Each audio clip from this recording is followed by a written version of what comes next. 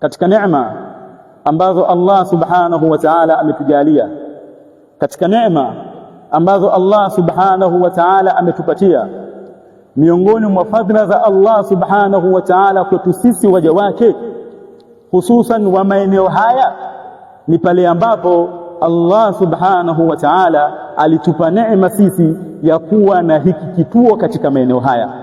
Ndugu zanguni katika imani, fahamuni ya kwamba kuwepo kwa kituo hiki ni kwa fadhila za Allah subhanahu wa ta'ala kwetu sisi. Kuwepo kwa kituo hiki ni moja katika neema za Allah subhanahu wa ta'ala, neema ambazo Allah subhanahu wa ta'ala ametujalia.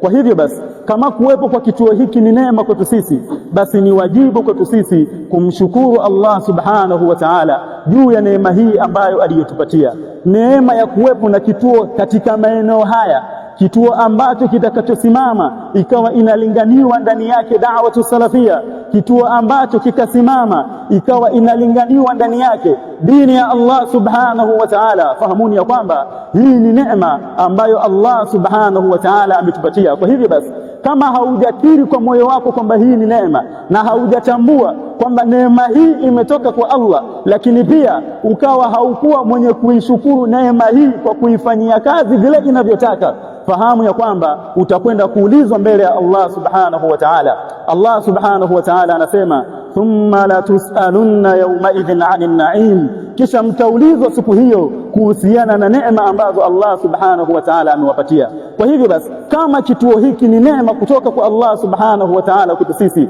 tambueni ya kwamba enyi Waislamu mtakwenda kuulizwa mbele ya Allah subhanahu wa ta'ala, mlikifahamu vipi au mlikitendea kazi vipi kituo hiki. Allah subhanahu wa ta'ala ameimiza katika Qur'ani ya kwamba watu waumini wawe ni wenye kuimarisha misikiti ya Allah subhanahu wa ta'ala. Na kuimarisha misikiti ya Allah subhanahu wa ta'ala sio kwa kuswali peke yake. Kuimarisha misikiti ya Allah subhanahu wa ta'ala ni kwa kusoma, kwa kupatikana durusi na vipindi ambavyo vitakavyokuwa vinaendeshwa katika kituo hiko, watu wakawa ni wenye kukusanyika, kukaa chini, kuisoma dini yao, wakaufahamu Uislamu wao vile ambavyo alivyoufundisha Mtume sallallahu alaihi wasallam. Kwa hivyo basi, hii ni neema. Haitoshi peke yake kuikiri kwamba hii ni neema, na haitoshi peke yake kufahamu ya kwamba neema hii imetoka kwa Allah, bali lililokuwa la wajibu na linalotakikana ni kuifanyia kazi neema hii kwa kiwiliwili, kwa maana ni kuja katika maeneo haya na kuweza kukaa chini kuisoma dini yako, ukaufahamu Uislamu wako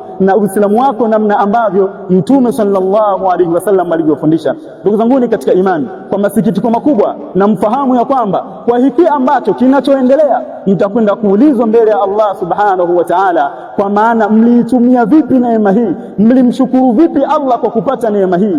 Basi yakawa masikitiko makubwa kama watapatikana Waislamu ambao wapo hapa msikitini wakawa hawaifahamu swala yao. Na laiti kama tutaamua tuanze kuulizana hapa, nyinyi mliohudhuria katika hii Jumaa, tukaulizana kuhusiana na swala, basi ni wengi wenu ambao hawajui. Vipi haujui dini yako hali ya kuwa kuna kituo ambacho kinachofundisha Waislamu kuifahamu dini yao basi na malipo yoyote? Vipi ukawa hauifahamu swala yako? Wengi mmeoa hapa, lakini ahkamul janaba, tukianza kuulizana hukumu ya kulioga janaba, namna ya nasifa ambayo alayhi salatu wassalam alivyowafundisha umma wake namna ya kuoga janaba, tukiulizana hapa msikitini, utakuwa ni mtihani, kwa sababu wengi wenu mmetoka na mmeacha kunako kukifanyia kazi kituo hiki vile ambavyo inavyotakikana kukifanyia kazi. Na kuimarisha kituo hiki ni kwa watu kuja kukaa chini na kuisoma dini yao, ikawa ni hasara iliyokuwa kubwa kwa watu kuwepo katika maeneo haya na kuto kukaa chini kusoma dini yao,